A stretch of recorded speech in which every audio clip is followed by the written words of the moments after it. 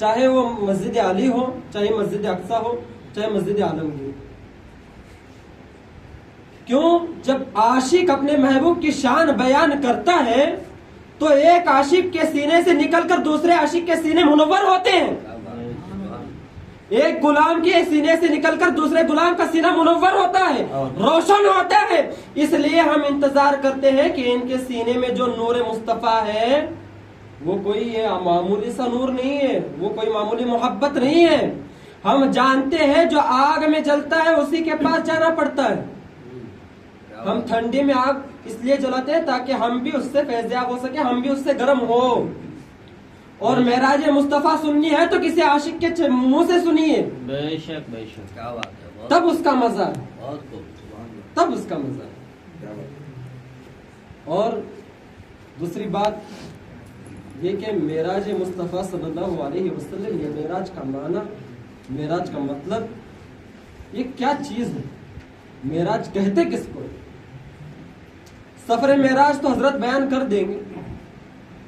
سفر معراج کے تعلقات جو جو معجزات ہوئے، جو جو بھی حضور کریم صلی اللہ علیہ وسلم نے جو سفر شروع کیا، حضرت ام ہانی کے گھر سے نکل کر مسجد حرم، مسجد حرم سے مسجد اقصی، مسجد اقصی سے عرش تک، عرش سے لامکان تک اس کے حبیب کا دیدار، ایک محبوب کا دوسرے محبوب کا دیدار کرنا، یہ سارے واقعہ آپ کو حضرت بیان کر کے سماعت فرمائے۔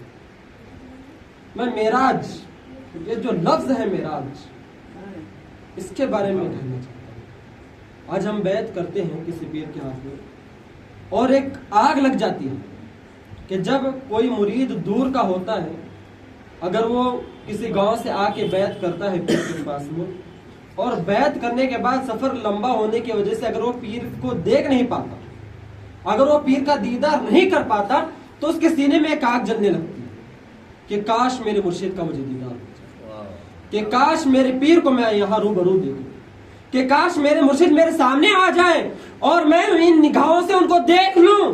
یہاں تک کہ وہ مرید اسی آس کے ساتھ آخری دم تک اس انتظار میں رہتا ہے کہ کاش میرے مرشد کا دیدار مجھے آخری لمحہ ہو، آخری وقت ہو۔ آج ہم تمنا کرتے ہیں کہ ہمارے مرنے سے پہلے ہم دولت اکٹھا کریں، آج ہم تمنا کرتے ہیں کہ ہم مرنے سے پہلے ہمارے پاس پراپرٹی ہو، ہمارے پاس بینک اکاؤنٹ میں خوب سارا پیسہ ہو۔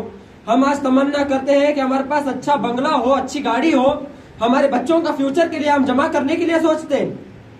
لیکن ایک عاشق، ایک سچا مرید کی طلب یہ ہوتی ہے کہ جب میں اس دنیا سے جانے لگوں تو میرے مرشد کا چہرہ میری نگاہوں کے ساتھ، یہاں تک کہ اگر مجھے جنازے کی تیاری بھی کی جائے اور میں بستر پہ لیٹا ہوں، عالم سکرات میں بھی اپنے مرشد کا چہرہ دیکھوں۔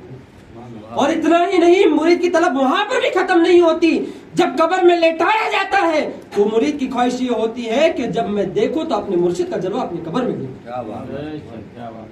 اور یہاں تک بھی ختم نہیں ہوتا، مرید کی تڑپ یہاں تک بھی رہتی ہے کہ میدان محشر میں جب میں اٹھایا جاؤں تو اپنے مرشد کے ساتھ اٹھایا جاؤں، جب میں جنت میں بھی پہنچوں تو اپنے مرشد کے ساتھ میں پہنچوں۔ یہ مرید کی طرف، یہ مرید کی طرف۔ اب یہ جو دیکھنے کے لیے جو تڑپ رہا ہے، جو چاہتا ہے، جس کی تمنا زندگی بھر کرتا رہا، جس کی تمنا قبر میں بھی کرتا رہا، جس کی تمنا روز محشر بھی کرتا رہا، اس دیکھنے کی تڑپ کو ہی معراج کہتا ہے۔ جب بندہ دیکھ لیتا ہے تو اسے معراج کہتا ہے۔ جب دیدار ہو جائے اپنے مرشد کا، جب دیدار ہو جائے اپنے محبوب کا، ایک عاشق کا دیدار ہو جائے اپنے معشوقہ سے، تو اسے کہتے ہیں معراج۔ یہ دیکھنا جو ہے اسے معراج کہتے ہیں۔ ہم کیا کیا نہیں دیکھتے، سوشل میڈیا ہمیں کیا کیا نہیں بتاتا ہے۔ ہم بیجاپور میں بیٹھ کر کے دبئی کی خبریں رکھتے ہیں، ہم بیجاپور میں بیٹھ کر کے امریکہ جل رہا ہے اس کی خبر رکھتے ہیں، ہم بیجاپور میں بیٹھ کے دنیا کے کونے کونے میں کیا ہو رہا ہے اس کی خبر رکھتے ہیں۔ لیکن جو روحانیت ہے، جو روحانی دیکھنا ہے، وہ کہیں اور سے نہیں بلکہ ایک عاشق کے سینے سے نکل کر ہوگا، ایک غلام کے سینے سے نکل کر ہوگا۔